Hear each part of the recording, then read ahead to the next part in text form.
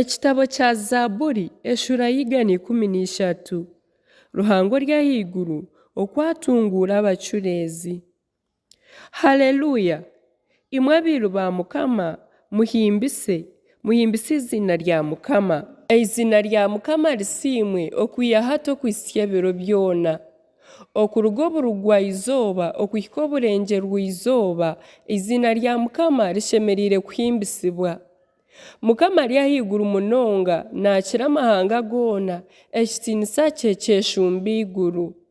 Noha orikushushana na Mukama Ruhanga witu ow'ekitebe kye kiri ahaiguru, akeecureeza kureeba ebiri omu iguru n'eby'omu nsi. Atunguura omworo namwiha omu mucuucu, aimusya enshoberwa nagiiha omu rubungo, ngu abashutamye n'abanyiginya b'abantu be. Omukazi engumba amugumya omu nju, amuha okuzaara abaana n'okushemererwa. Haleluya!